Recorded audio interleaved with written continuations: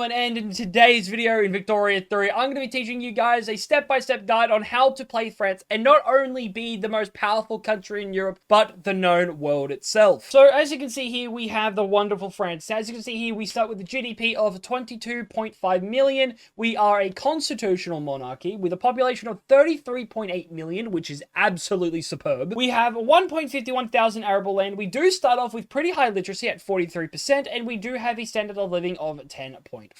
And with France obviously starting at the second greatest power, with Great Britain obviously being number one. So let's just kick right into the tutorial. So starting out as France, we do have King Louis Philippe d'Orleans, whose interest group is the Industrialists. Now this is really good. Now King Louis starts off with tactful and political operator. So tactful, giving him improved relation speed plus 20% and a political movement radicalism negative 20%. And as a political operator, we do get a 5% authority buff. So we're now going to come over here to the politics screen. So as you can see here in the active interest group traits, we can see here we have the Catholic Church and the Industrialists. So the Industrialists have a negative 10% production technology cost, which helps us increase our research in the production technology tree. And the Church has a negative 10% education access, which isn't all that bad. Now these interests will activate and deactivate as you go along with the campaign. So yeah, these interests aren't as important. I mean, they're really good. Some are really bad. But yeah, having the production technology cost at the start is very effective, especially for us, because we are going to be focusing heavily on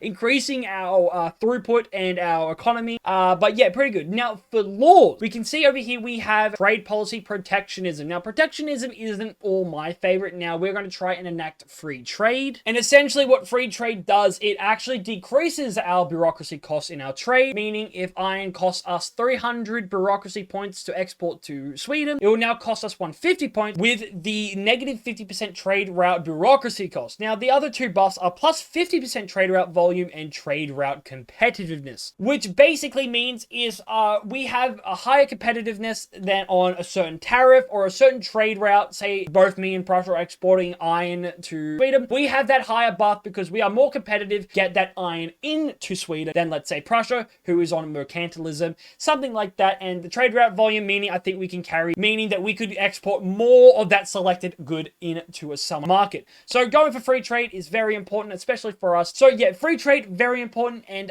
we'll expand on this later on. Now, to be honest, the rest of the government screen is pretty fine. I mean, censorship we're going to be using for the extra authority, same with the monarchy, and everything else is completely fine. So I mean, yeah, we're pretty good here on the politics for now. Okay, so for research, so yeah, we're going to grab the water tube boiler for the condensing engine pump, which is going to be used for our mines. Later on, we're going to grab the Besma process for our steel buildings, and then we're going to go ahead and actually research mechanized workshops. And then military, we're going to come down here and actually grab shell guns and then rifling. So that's the research done for now. Now for budget, we're going to go ahead, increase our taxes to the max and actually put a consumption tax on services. We're also going to do liquor while also increasing our government wages and our military wage. Mostly the government, because we get a 10 plus 10% authority bonus and a 2% intelligentsia approval, and also military wages for us to have a plus 20% morale recovery, plus 2% armed forces approval, 30% in military wages, and we have a plus 20% army power projection. So now what we're going to do is we're going to come over here and we're now actually going to go right ahead, and I'm going to max out our construction sectors in Île-de-France, in our capital state, and then we're also going to max it out here in Franche-Comté, and we're also going to do Alsace-Lorraine. I'm so sorry if I'm butchering these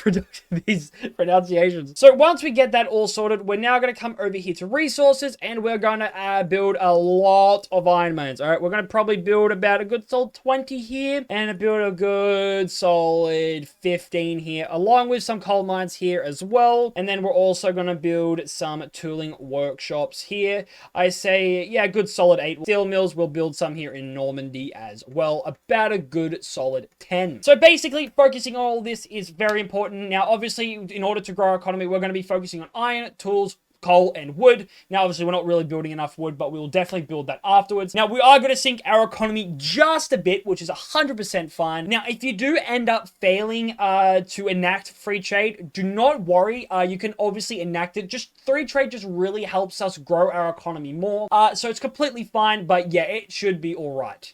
So the next thing that we're going to do is we're going to do a couple of big plays. Now, in this new update, we actually can't go for a papa play or anything like that on Spain due to the fact that they are obviously they are a major power ranking, which is, it sucks down. It sucks just a bit. So we already have an interest activated in Scandinavia. So what we're going to do is we are actually going to go ahead and turn Denmark into a dominion. Now, the reason why we're going to turn Denmark into a dominion is so that we could be making money off them, obviously not only as a subject, but we just want to be making more money as we are going to sink our economy just down a little bit and do stuff like that, and also kind of more or less expand our market as best as we can.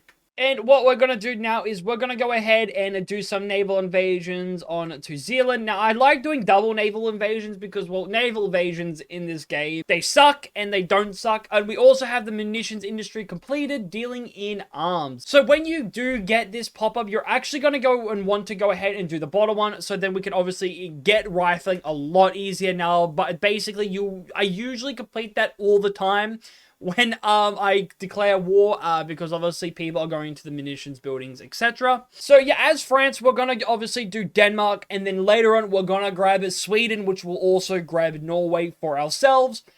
Which is great. Now, we obviously have the idea, the marketplace of ideas. Now, you'll get this pop-up when you're trying to enact free trade.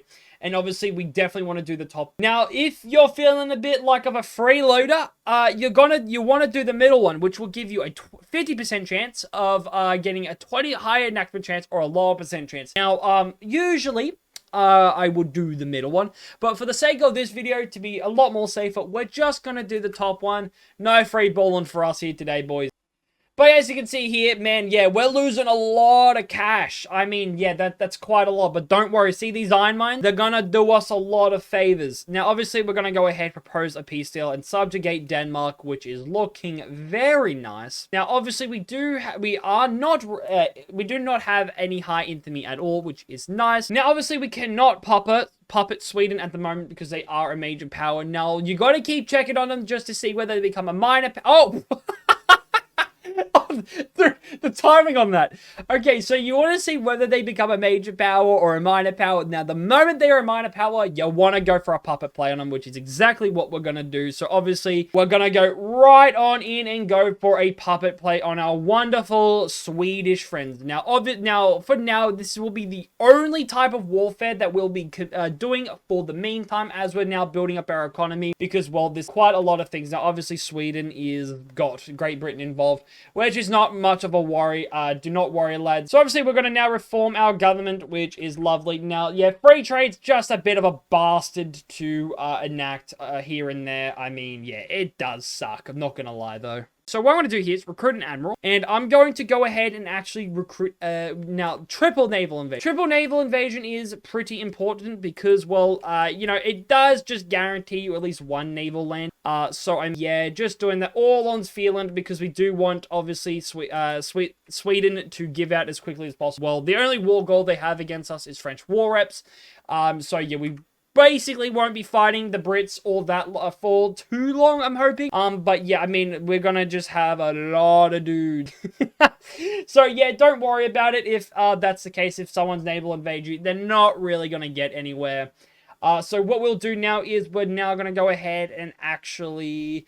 There we go, puppet Sweden. Round 10, and there we go. Free trade. Absolutely wonderful. So obviously, with us building tools, a lot of the pricing has gone down. Now, again, majority of this pricing is with the interest. Now, as you can see here, we are kind of making a decent amount. Yeah, it is, or I mean, I just realized we're also so what we're going to do now is, yeah, we're going to come here to industries, steel mills. Now, steel mills are going to be pretty expensive as well, and we finally have the water. So we're going to come over here, which we're just going to activate for the coal and lead coal and iron for now, because we don't want to be expending any more tools than what we already are. So I guess after we're done with free trade, I mean, to be honest, it's any of the laws that you want to enact. I mean, it's just fair game, up to you. I mean, personally for me, I kind of stick with majority of all these laws for a good chunk of the game. I don't really change them. Okie dokie, so basically what we're going to do is, now that our relations with Austria are neutral, we're going to stop damaging their relations, and since they are going to be distracted by the German leadership war,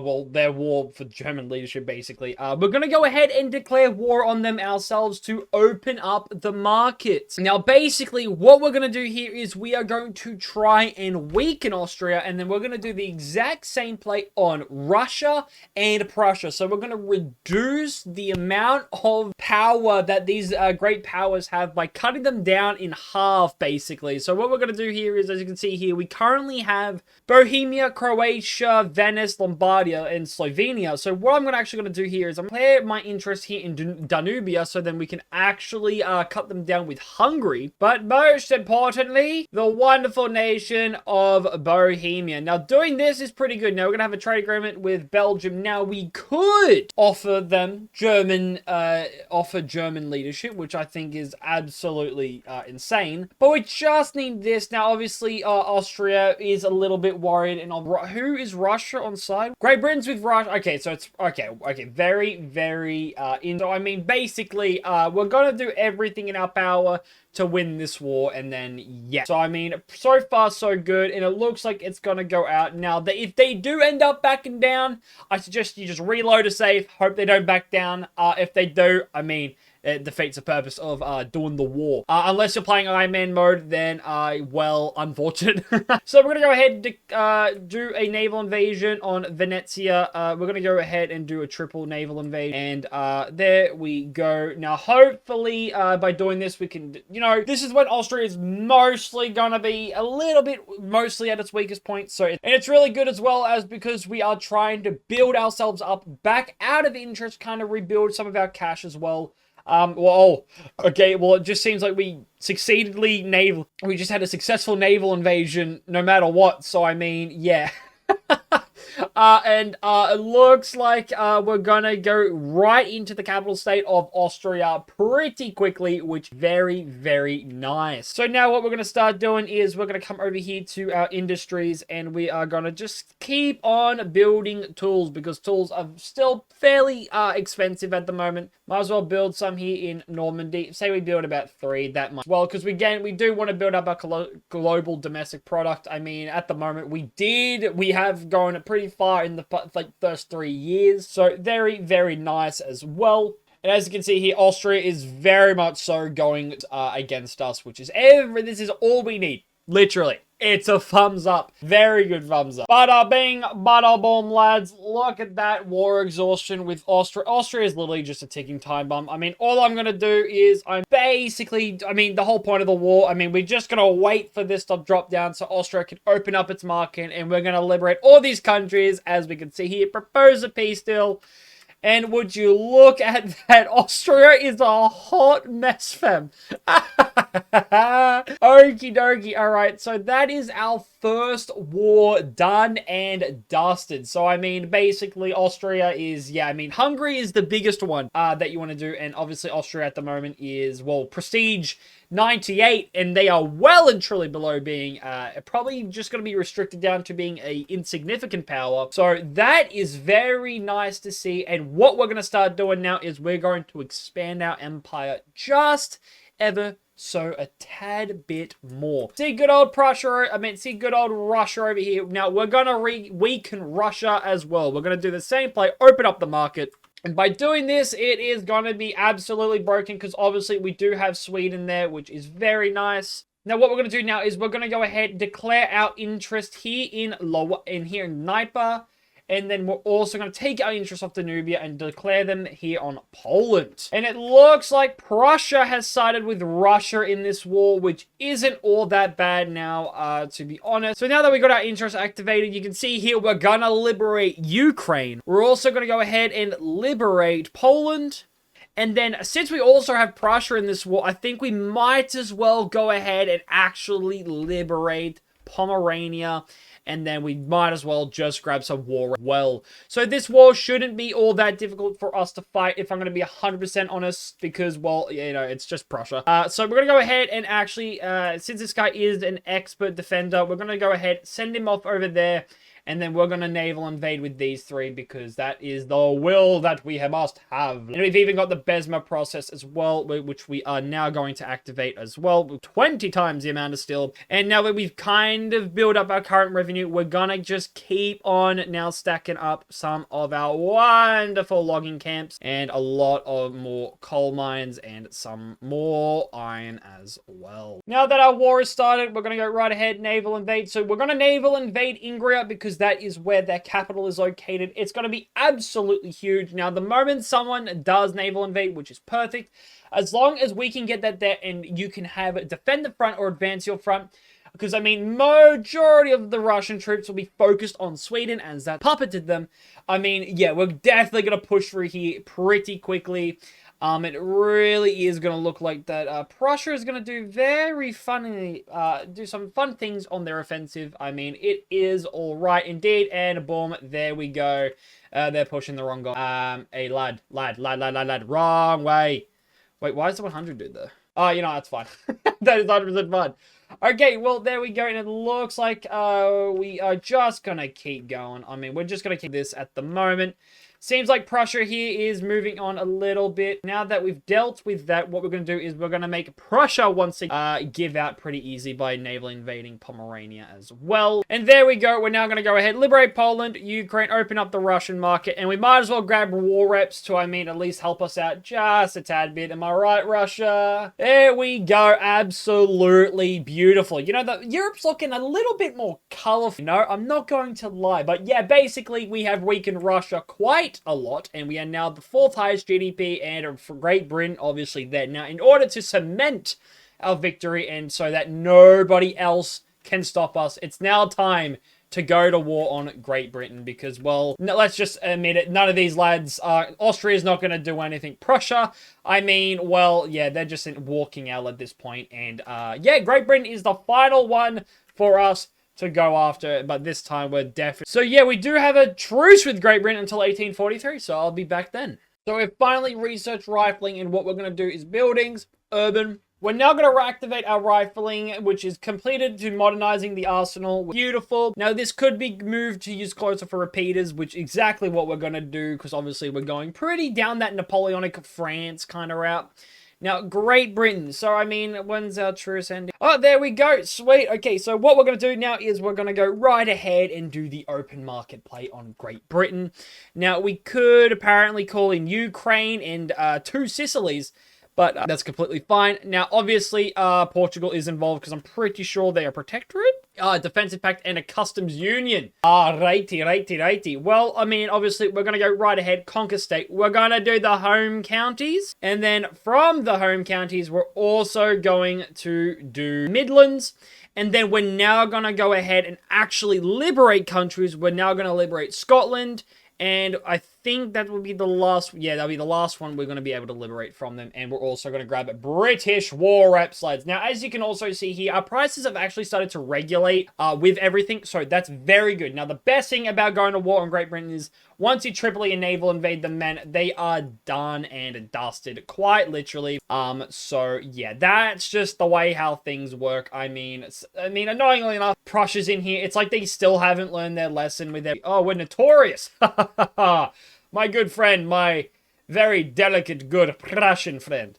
You will soon learn that you will be terribly mistaken, actually. I mean, well, very shortly, absolutely beautiful, pushing through. Oh no!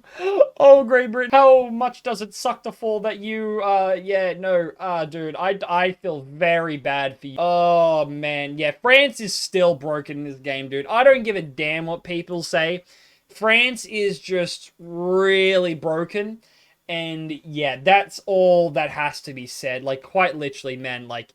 And there we go, our war goals were forced on to Prussia, and there we go, capitulation. We have managed to conquer the Midlands, liberate Scotland, and Great Britain is very much so weaker, and we are now the #1 power in the world. Absolutely amazing, as you can see here. Lots of turmoil and stuff going on with dye and silk and whatnot. But that's 100% fine. I mean, to be 100% honest, yeah, I didn't really expect all of that to happen. And from all of this, I mean, yeah, we're making some war reps, some great. And if we take a look at their prestige, okay, it seems like the prestige is still pretty high. Austria's is actually now a major power. So yeah, I mean, if you wanted to declare war on Austria again, puppet them, you know, do everything along those lines. I mean, up to you. But I guess from here on out, it's just high infamy plays. So yeah, this is our guide for France for the early game. Honestly, you could go along, puppet Portugal, move on to the Netherlands, the Belgium, Hanover, you know, do all that stuff. I mean, honestly, the map is yours to mess around with. Honestly, it's just an early game guide. But anyways, hopefully you guys enjoyed today's video. Don't forget to leave a like and subscribe if you guys want to see more early guides just like this. But peace out.